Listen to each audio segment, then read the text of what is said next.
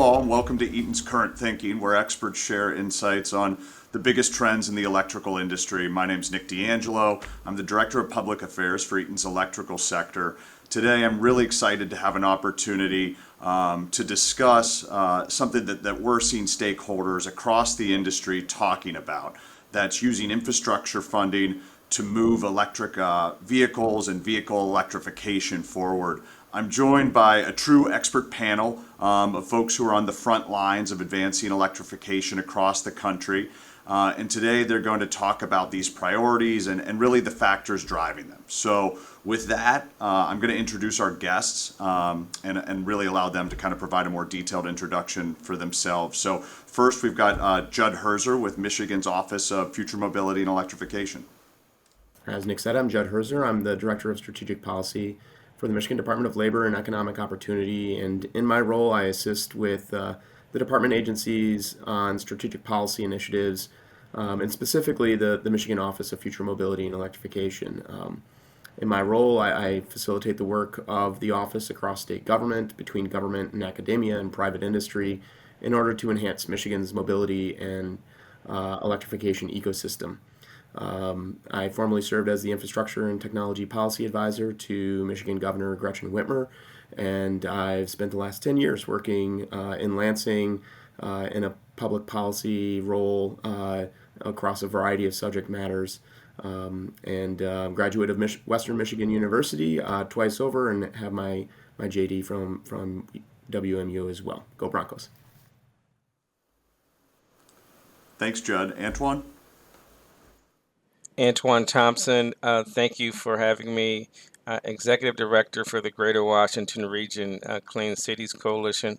We're a nonprofit organization that covers much of DC, Northern Virginia, and Maryland. We're part of a 100-city network across the country that focuses on clean transportation, clean energy, and environmental justice and equity. Our office is leading a Mid-Atlantic electrification project, which is bringing public charging into about 4 different states.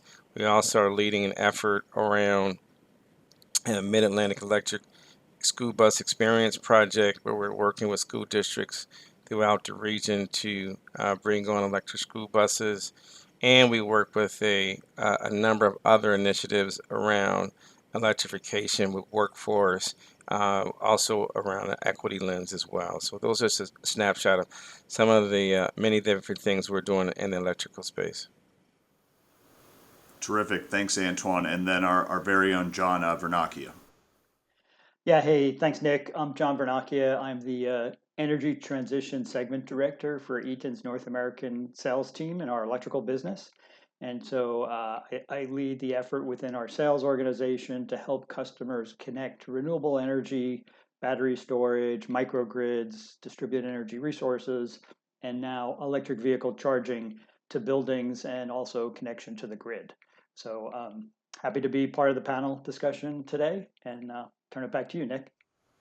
Terrific. Thanks, John, and welcome to all of you. I really appreciate your participation in this discussion today. We've got plenty to talk about, so let's get started. And I think before we talk about opportunities stemming from the bipartisan infrastructure law related to electrification and electric vehicle charging infrastructure, we are really interested, and I know our audience is, in your perspectives more broadly related to electric vehicle charging and electric vehicle charging infrastructure. And I think that perhaps it might be best if we could level set first. And John, could you help us understand, what do we mean when we're talking about vehicle electrification? How are we thinking about this? How are, from the state and municipal, deployment perspective, and what factors are included? Sure. Yeah, it's a good question to start off with. So there's 2 parts of this, really, and Eaton is engaged in both parts. I mean, when we talk about electrification of transportation, there's actually the electrification of the vehicles themselves. So, integrating, electrical solutions and the protection circuitry that goes along with them on the vehicles themselves. So Eaton is engaged in that and working with vehicle manufacturers, electric bus manufacturers to help them integrate those solutions on board the vehicles. On the charging infrastructure part of it, which is the part of Eaton I work for, we're focused on helping customers with how do you charge the vehicles, right? And so there are different types of electric vehicle chargers. There are two broad categories: AC chargers and DC chargers. The DC chargers charge the vehicles much faster than the AC chargers do. And then, there's the question of how do you provide the electricity to the chargers, right? So you need to think about the electrical infrastructure that feeds the chargers, the panel boards and switchboards, and in some cases all the way back to the transformer at the site to make sure there's enough electrical capacity to meet the charging demand if all the chargers are being used at one time, for example. And anticipating, sort of different driving patterns, whether it's passenger vehicles at a shopping mall or an office building versus fleet type charging that would take place at a delivery depot. And so there's a lot of factors that go into that. And so how can you optimize that electrical charging infrastructure through the addition of battery storage and using software to do load management between chargers?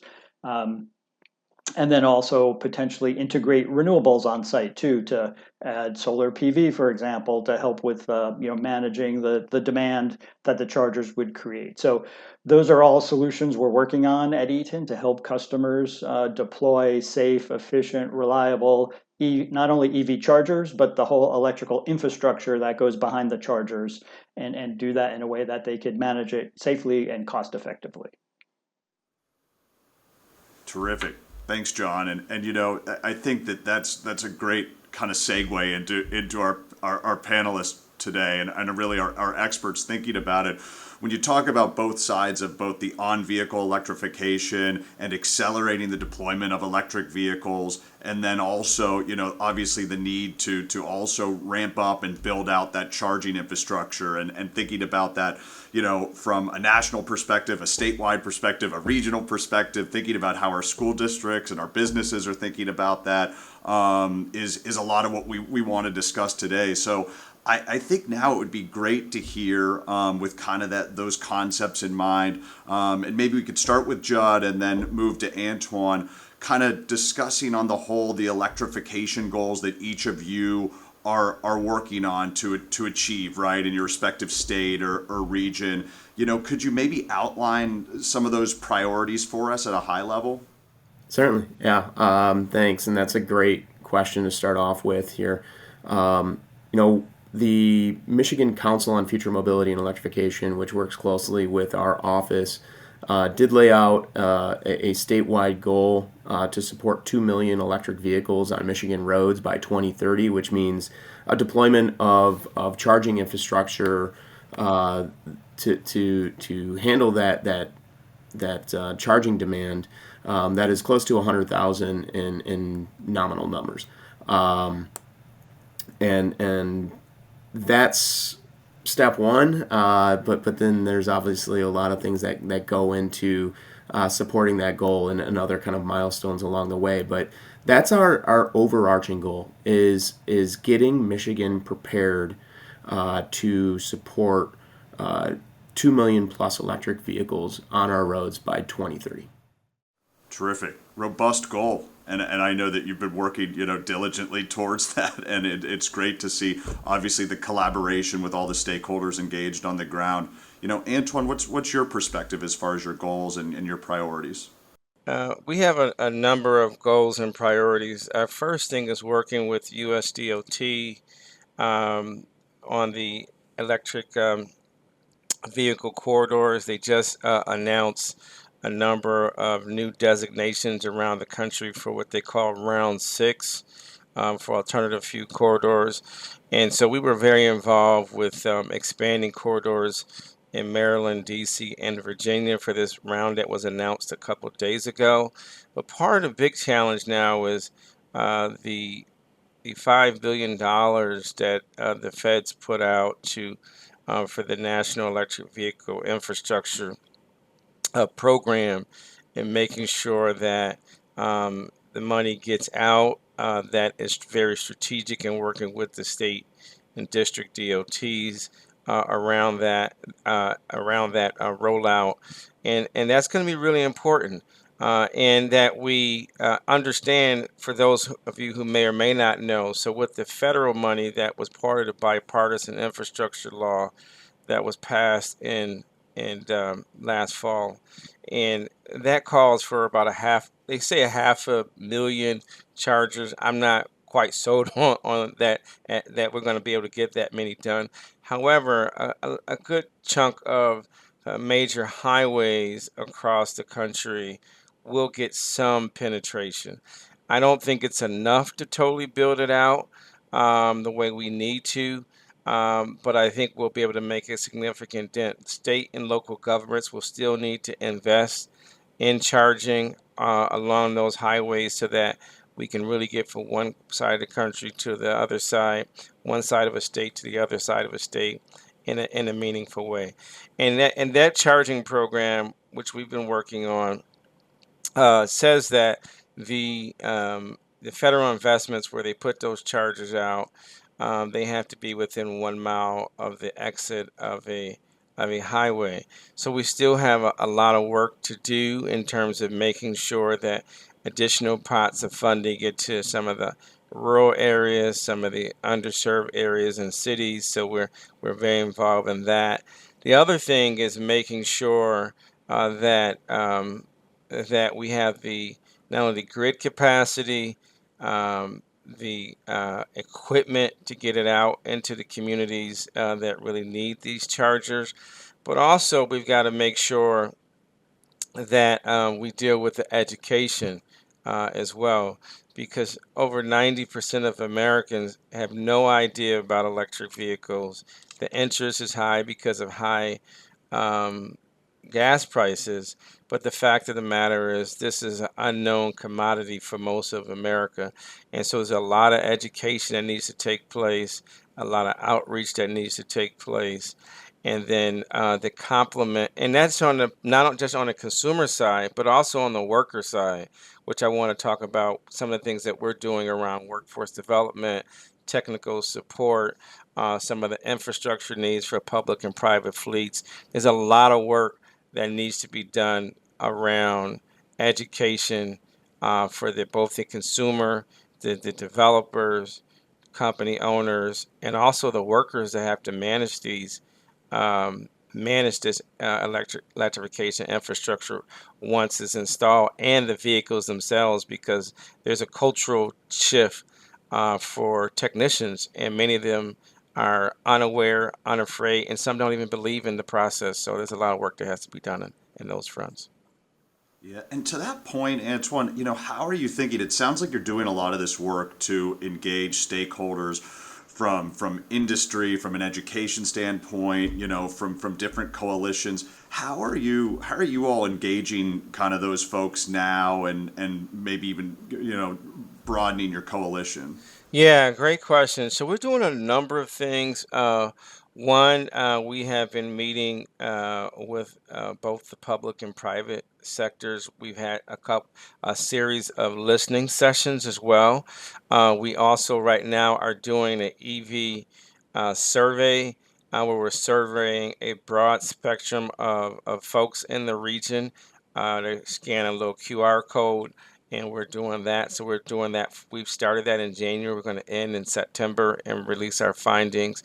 We have been meeting with public and private fleet managers as well through we call listening sessions, where we're meeting with them for an hour, hour and a half. We've actually had a fleet day with a bunch of public and private fleets in January at the DC Auto Show to help them understand about not only funding opportunities, but what are some of the things that they need and how we can be supportive. So it's been really insightful. It's been really great. And we've also met with a lot of the public works leaders, a lot of school districts folks. We've done a number of what we call ride and drives, where we bring vehicles out, let people see the vehicles as well. We found those to be extremely helpful with districts and with public and private fleets. A lot more work needs to be done, not only with public fleets, but even more so with private fleet leaders. Terrific. Wow, sounds like you guys are really engaged. And we And also go, I like going to visit a lot of fleet places too. So I'm trying to, I've visited some of the charging companies in the region, at least three of them in the last 3 months. And I've been visiting a lot of private fleets. I was at one in the DC area called Colonial just last month. So I'm trying to also get out and visit some of the facilities as well. We even did a tour of the IBEW training facility as well in May as well. So we're trying to get out, and talk to people, listen to them, and that way we can share that information as broadly as possible. that's terrific. And as I think about kind of the stakeholder engagement perspective, I'd be remiss if I didn't ask you, Judd. We all think of Michigan as a vehicle manufacturing hub, right? And really, a center of the auto industry. We see, the vehicle OEMs have aggressive electrification goals, and recognizing, many of them are located right there in Michigan. How are you working with these companies to achieve those goals, or to align or engage them on your priorities and plans? Yeah, it's actually, as you know, vitally important that industry and government be tackling these issues together. And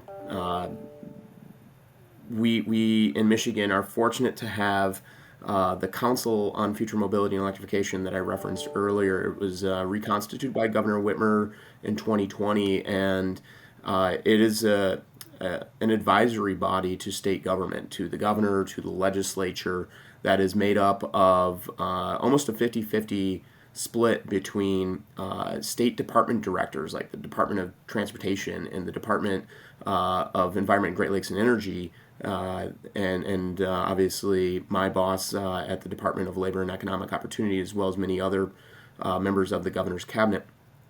And our key industry partners. The council has representation from General Motors, from Ford, and other automakers. It also has representation from entities that provide us valuable insight around electrification issues, such as Clean Fuels Michigan. And then from both a research and development, but also talent development perspective, the council has representation from the University of Michigan and Michigan State University. There's also a bipartisan, bicameral delegation from the state legislature that serves on this council.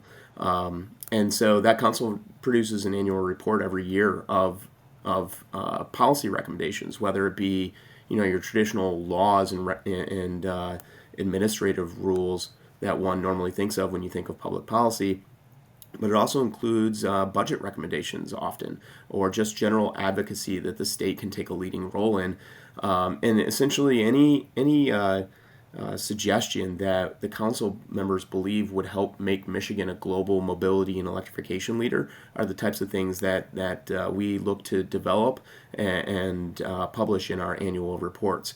But just as a kind of a snippet, the issues that we work on together run the entire gambit. It's not just EV incentives and infrastructure build out. Signature infrastructure initiatives are definitely a big part of what our office does, such as North America. We were working with the Department of Transportation on developing North America's first wireless charging road in Detroit. It's a dynamic charging road where you can actually drive your car over it and it receives an electrical charge while you're in motion. Two things that are maybe a little more attenuated from straight electrification plays, but the connected and automated vehicle lane from Detroit to Ann Arbor, and automating that 40-mile stretch of roads, which is essentially going to service electric vehicles in the future. And so looking at ways in which we can integrate and design with industry the interoperability of the different infrastructure assets is really important. But we also work on workforce issues with industry.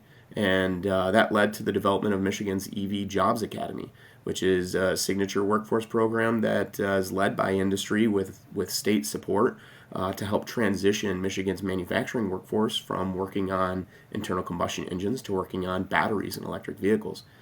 We also worked on economic development issues, and that helped lead to the establishment of the state's SOAR fund and strategic site development funds that were used to great effect earlier in the year with the $7 billion General Motors investment in Michigan. But we're obviously hoping that that will have a greater impact or more impact over the next couple of years, and hopefully with an increased investment by the state legislature in that fund at some point, we can continue to use those new sharp economic development tools that we have. We also help develop strategic partnerships for the state of Michigan, including our recently announced partnership between the state and the National Park Service to develop mobility solutions and help decarbonize transportation and mobility at national parks and shorelines in the state of Michigan, as well as the recently announced State Department of Natural Resources partnership with Rivian to deploy charging stations at every state park in Michigan.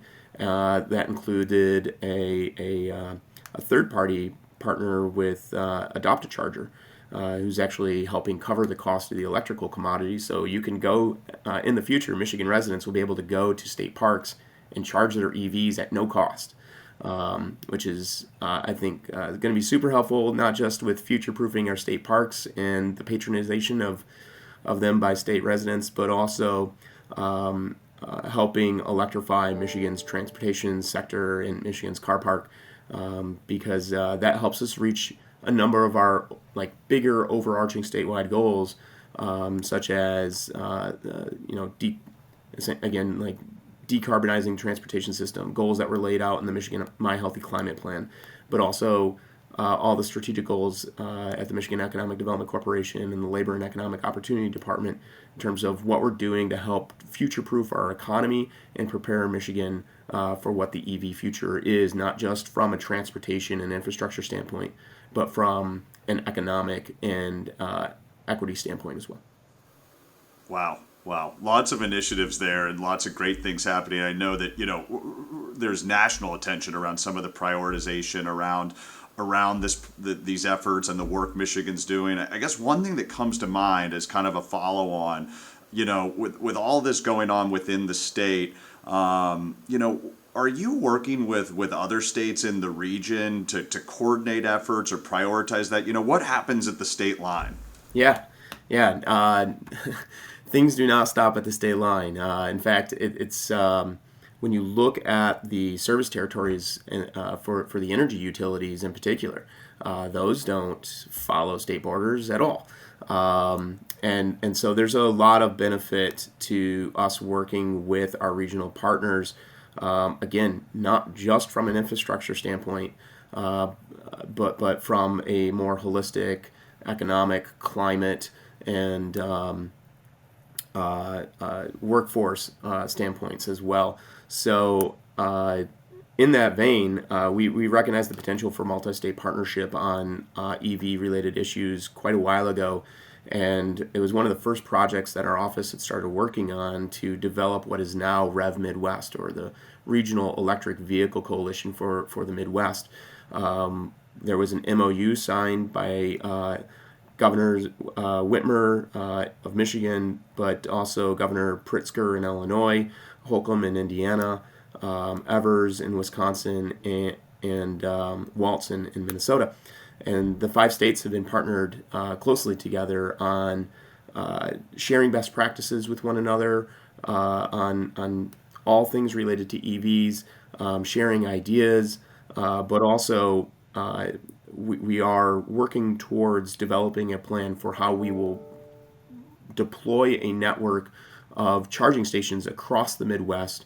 And in particular, I think what's important to the Midwest is the support that the EV infrastructure and EV electrification of fleets can do for our manufacturing base, for the automakers in particular that have a heavy footprint in the Midwest region, but also for our economies writ large. And Illinois and Indiana are two major logistics hubs. Michigan is we have some of the most trafficked international crossings in the world, and so anything that we can do to help future-proof those is of our interest, and we're working with those other states to develop a plan for medium and heavy duty vehicle charging networks across the region, and with the name of future-proofing logistics and supply chains and interstate and international commerce in the region. I'll also note we're working with a handful of those same states, Wisconsin, Illinois, and Indiana, now to deploy a network of light-duty vehicle chargers around Lake Michigan. We call it the Lake Michigan EV circuit. Michigan had been committed to building out our portion of this network for roughly a year now, but and that process is still ongoing. But we'll have some news, I think, soon about our partnership opportunity with those other three states to complete the circuit around the lake itself and present to Americans and international travelers, anybody that is looking for the next best road trip in America.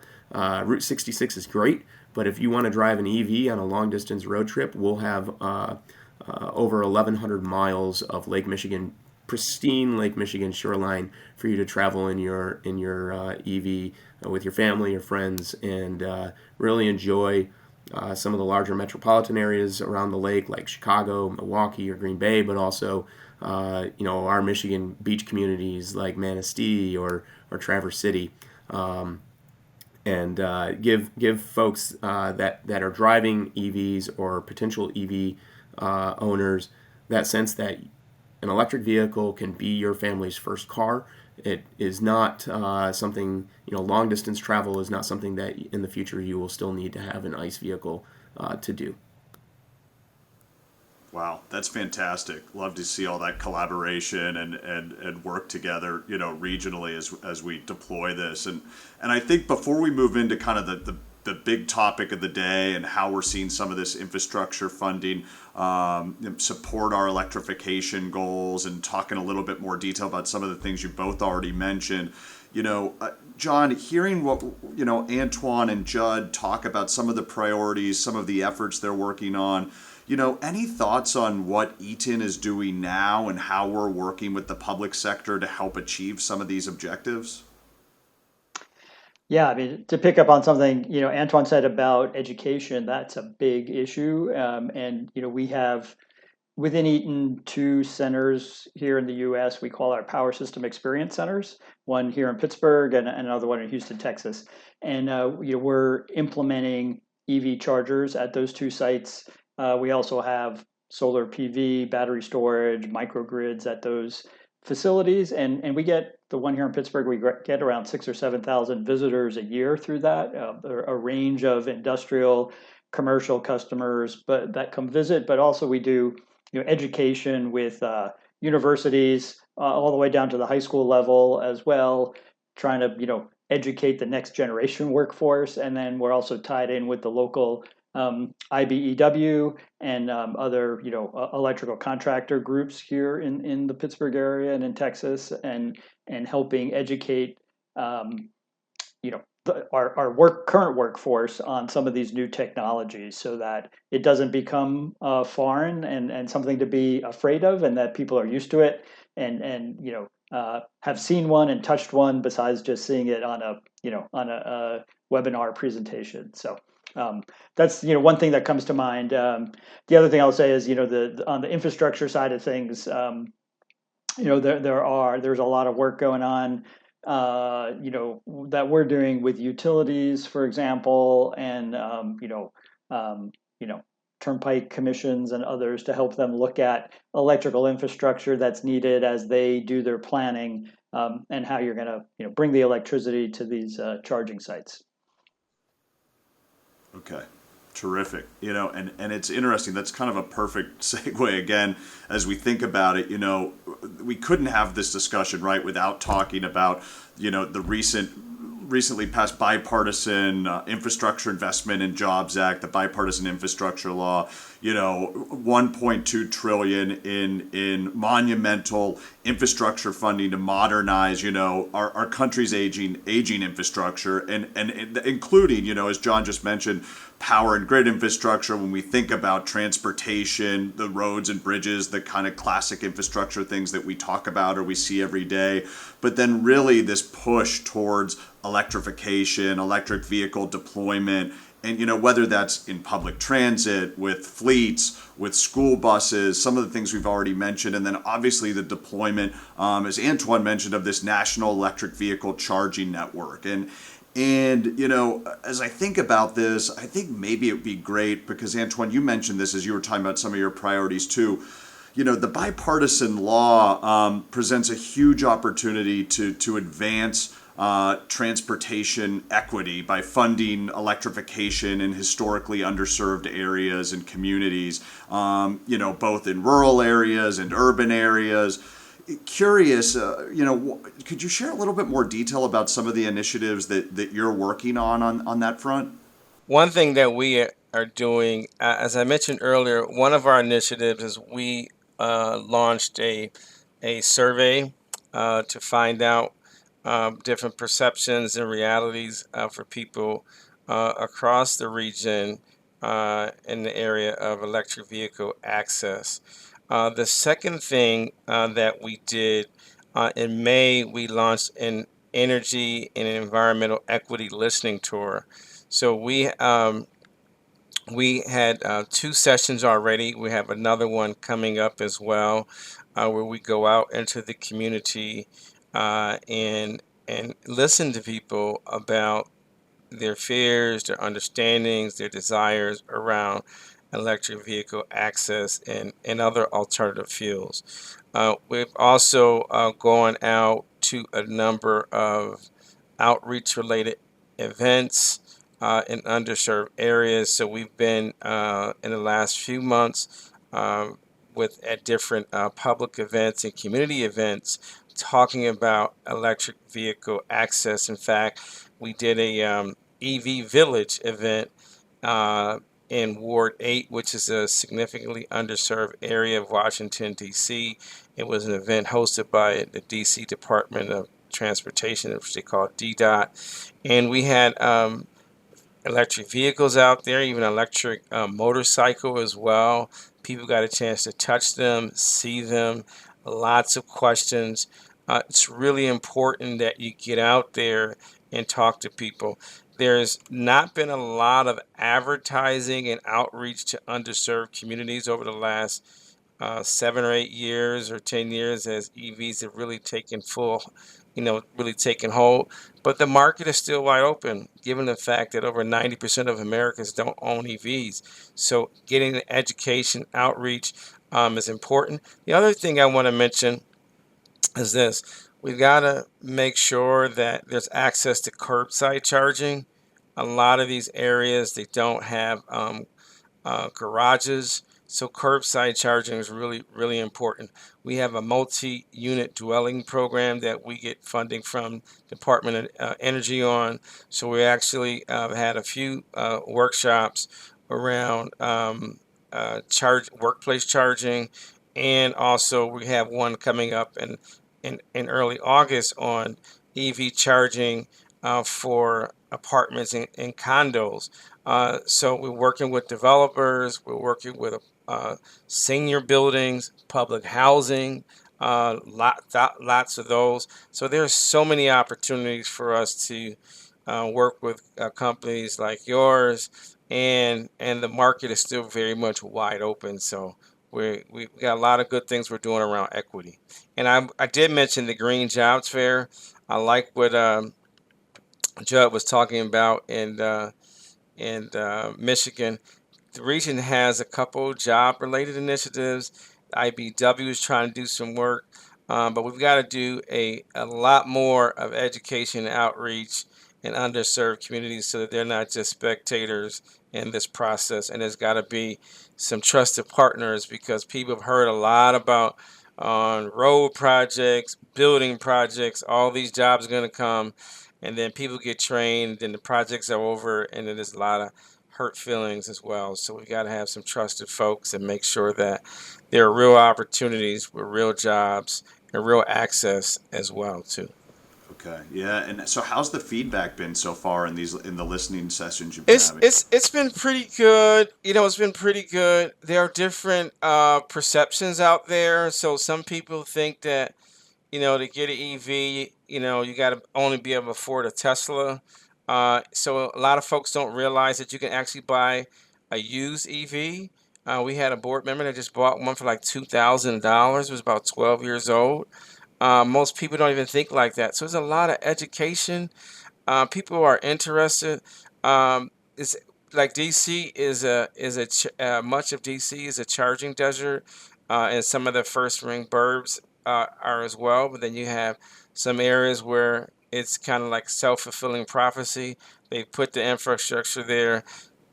Companies have marketed to those areas, so they have good EV access. And DC is in a kind of precarious situation because it was number 2 in the country for EV charging access last year. However, if you go into certain zip codes, they're charging deserts. So we've got a lot of work to do to kind of deal with these two extremes. And if we're not intentional, these programs that we have, whether to purchase a car, purchase light to medium heavy duty vehicles, or passenger vehicles, it will only get worse if we're not intentional. Okay, yeah. That's why obviously the work you're doing is so important. And Judd, I want to give you a shot at this one too, because when I think about you from the statewide perspective and, the diversity of Michigan with large urban areas and rural areas, going all the way up to the Upper Peninsula, how are you thinking about some of the connectivity from an equity perspective? Yeah. I first of all agree with everything that Antoine has said, the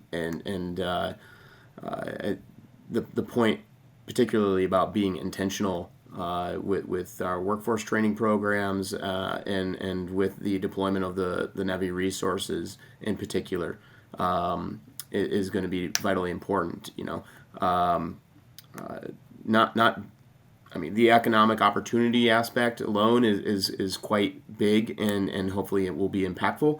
But also from an air quality perspective and an environmental justice perspective, I think we all know now the stats that transportation sector has become the largest emitting sector in our economy as a nation of greenhouse gas emissions.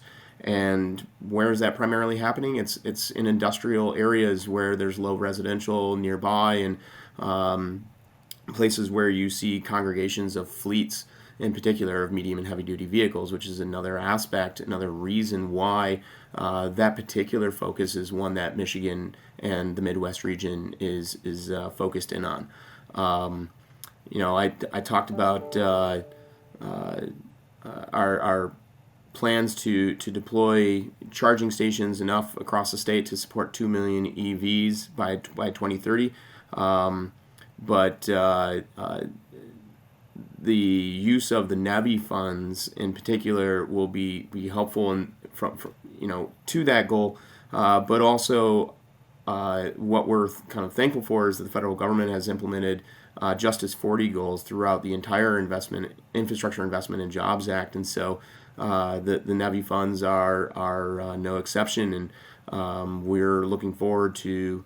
Our plan's not done yet. It's not due for about another month or so, but implementing Justice 40 goals through Michigan's plan for the NEVI infrastructure dollars is not just important to meet the guidelines for the federal program, but it's important to us as a state in terms of the environmental justice impact that we're able to have with the EV funds that are coming. I'll also note that at LEO we have strengthened the state's equity goals through our workforce and economic opportunity programs. And so as we look to things like potentially replicating like the EV Jobs Academy and working with partners in the labor sector to do workforce training programs, we're specifically focused on ways in which we can do that to help support economic opportunities in historically disadvantaged communities. And thinking, as you mentioned, and it's great about, your efforts to build this into the plans for the National Electric Vehicle Infrastructure Formula, the NEVI program. That first, the $5 billion of that, the formula funding going out to states, and I know you mentioned you're working on that plan. It's not final yet. You'll be submitting that in about a month. Any insight you might be able to provide on Michigan's approach to that corridor charging, that highway charging that the formula piece is geared towards? Yeah, absolutely.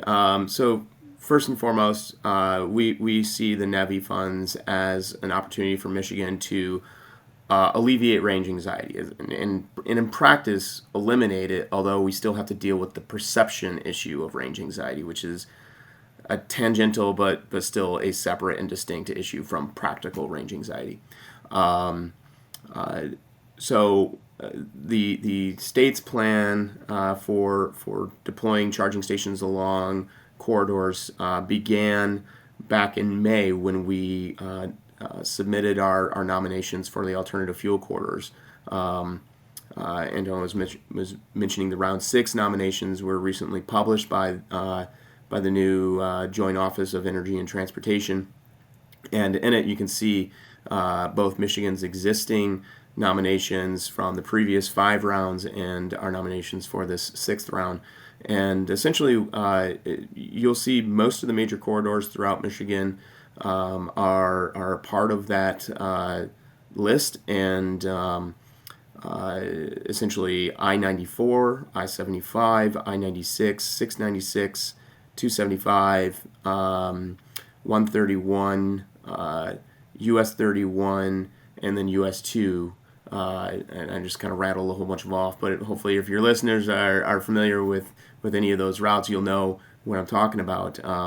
You can also see the maps. They're publicly available on the Federal Highway website.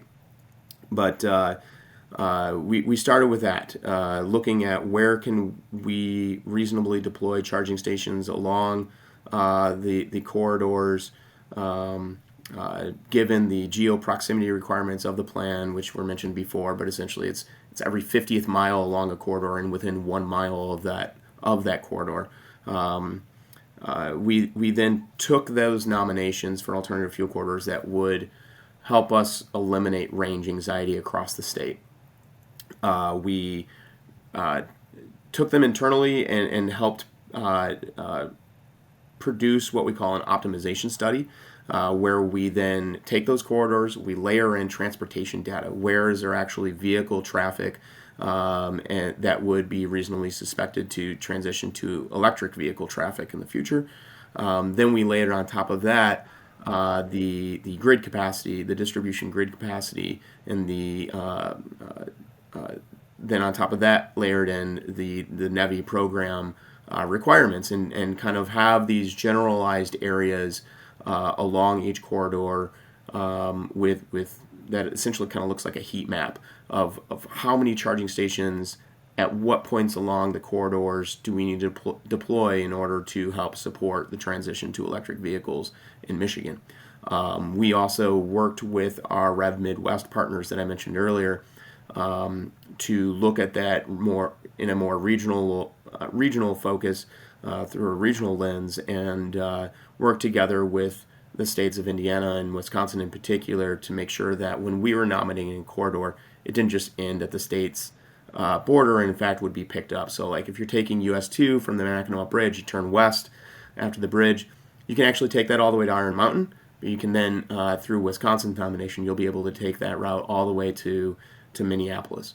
And just making sure that folks in the Great Lakes region will be able to drive their electric vehicles across our region, and without any concerns about where they're going to experience or where they're going to find a charging opportunity. And then kind of the next step for us on that is actually talking about the standards and operations for the charging stations. And similar to how you have a very common user experience when you pull up to a gas station pump today, we want to make sure that you have a common user experience when you pull up to an EV charger, regardless of manufacturer, regardless of state, regardless of location, and who the utility provider is that's sending the electrons to your battery. We want to make sure that it's as easy to use as possible. Can I just add one point to that, if I could? The other thing that's really important as we talk about electrification of vehicles is making sure um, that we work with the feds around uptime for chargings. Um, a lot of over it's projected by the industry that anywhere from 15 to 20% of chargers are down on any given moment. So it's really important that when we put these chargers up there, they're good servicing agreements, so that when consumers go to charge, that the apps that they're using and the programs that they're using to say that there's a charger in that area, that it's working. So that's really important as you all work with different stakeholders, that we all address that issue, because that's really, really important. Particularly if you go to a site and it's only one or two chargers, two are being used, one is broke, or vice versa. One is being used and two are broke. That can really slow down the movement towards electrification. I couldn't agree with you more, and I'll just flag for your listeners out there that the federal government has actually just recently, within the last week or two, issued a request for information as part of a proposed rulemaking process for NEVI-funded EV chargers that essentially would help establish what those operation and safety and technical standards might be for charging stations across the country. So I couldn't agree with you more, and I'm glad to see that our federal partners are on top of it, and we'll hopefully have some new rules for charging station operators to follow soon.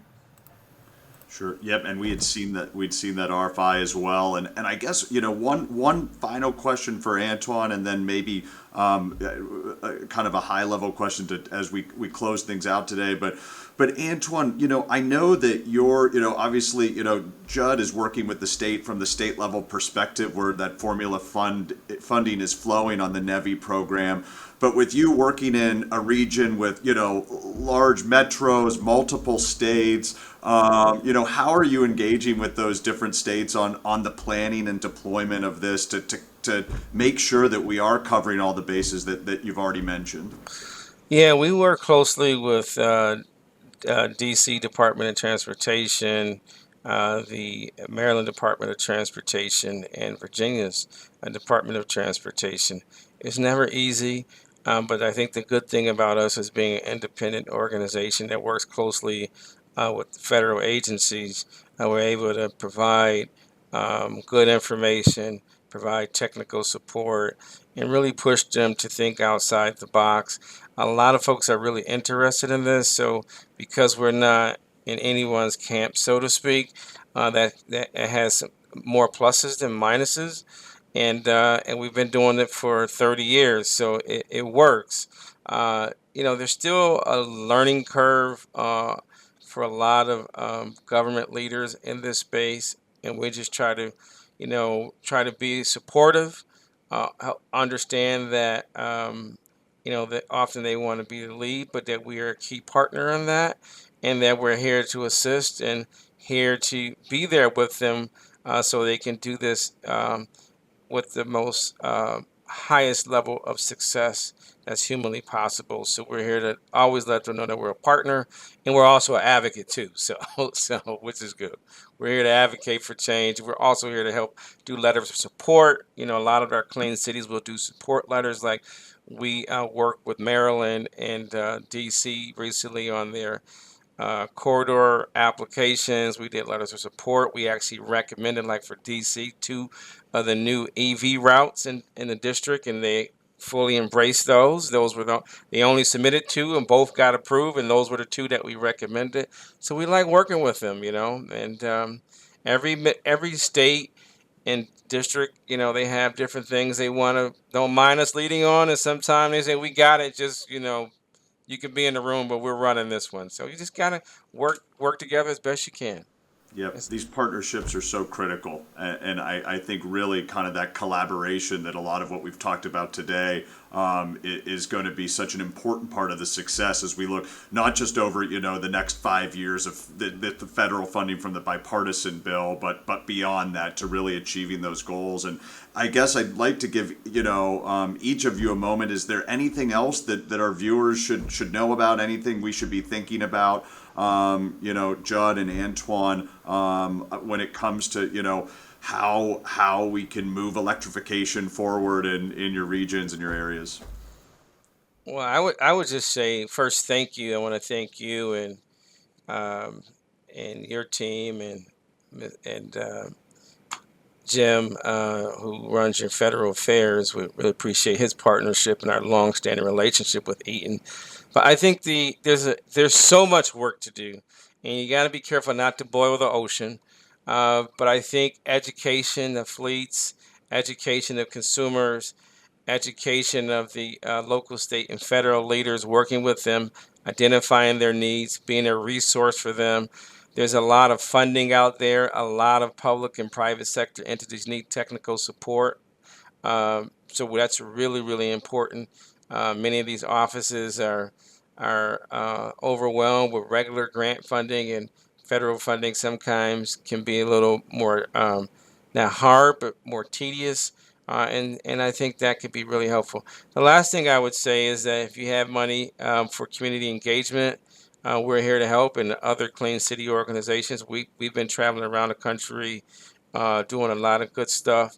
And so that engagement with stakeholders, particularly your NAACPs, your urban leagues, your fraternities, sororities, your historically black colleges, your trade organizations, faith-based conferences, really getting out there and letting people know that they too can be a part of what's happening, that this is for them as well, will help accelerate AV adoption around America.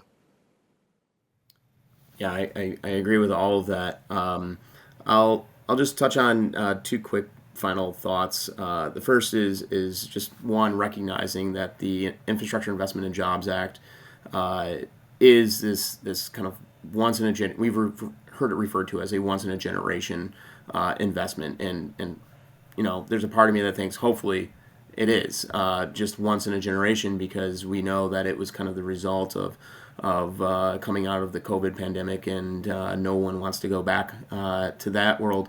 But it is an incredible opportunity for us to really modernize our infrastructure and help prepare the infrastructure to support a different, more diverse, more knowledge-based economy moving forward. And the NEVI, we've talked a lot about the NEVI discretionary, or excuse me, the NEVI formula-based funds. You brought up the discretionary funds, and I think it's really important for Michigan communities in particular to draw down those federal resources to the greatest extent possible, which is another thing that our office has helped being focused on, and we want to be able to help communities in applying for those grants. And so we're developing a toolkit to help make more Michigan communities EV ready, and understanding their roles both as fleet owners, but also as potential site hosts for charging stations, and everything that they can do from land use planning to zoning ordinances and other things to help support and prepare for electrified mobility moving forward. But it's also important to note, as massive and important and significant as the IIJA is, it doesn't do everything, right? And so from a charging perspective in particular, all the NEVI program dollars can help support publicly accessible charging. There's some other discretionary programs that might be able to help support private fleet adoption, but where we run short is actually in just the types of chargers that most people would use on a daily basis. Chargers in their homes, chargers at multi-unit dwellings in particular, and those are tough nuts to crack, I will admit, but I don't want your viewers or your listeners out there to presume that this one big time surge in infrastructure investments is going to be the end all be all of our woes, and we need to continue to use this. This should be viewed as the springboard that we need to put more momentum behind in order to help us achieve our electrification goals, which is important to Michigan for a variety of reasons, like I talked about, climate, workforce training, everything else. But the automobility industry is 20% of our economy. The utility industry is 10% of our economy, and the fastest growing segments in both of those is related to electric mobility. So for the future of Michigan's economy and Michigan homes and the Michigan quality of life, we need to be all in on EVs. Yeah, and that's fantastic to hear, and I think we here at Eaton are completely aligned and want to continue to be a collaborator, a team member to support these efforts. Right, when we think about how we work in as you just mentioned, Judd, the utilities sector, the auto and transportation sector, and broader infrastructure. And John, any final thoughts on your end before we wrap up? Yeah, just to pick up on things that Judd and Antoine both said, this whole thing about standards and uptime and a common user experience, those are all things that are being worked on by different organizations. For example, at Eaton, we're engaged with National Electrical Manufacturers Association, with UL, with the Edison Electric Institute, with IEEE, other organizations that are helping to write standards that will allow us to deliver quality products to customers, but also have that common user experience as well too, across the industry and on both the charging side and the vehicle side as well too. Terrific. Well, thanks all. We've had a lengthy, robust discussion today. I really appreciate Antoine, Judd, John, your participation and for taking the time to be panelists, share your perspective. I think you've really given us some great takeaways and a lot of food for thought as states across the country are looking at how to apply, infrastructure funding to their own electrification initiatives, and how stakeholders across the country can really get involved, engaged, to ensure our success from a national standpoint. So for our viewers out there, if you'd like to learn more about how Eaton is working to help advance vehicle electrification, please visit our website. And thank you again to all of you for watching. And we're going to look forward to sharing more insights on our next Current Thinking broadcast. So thank you.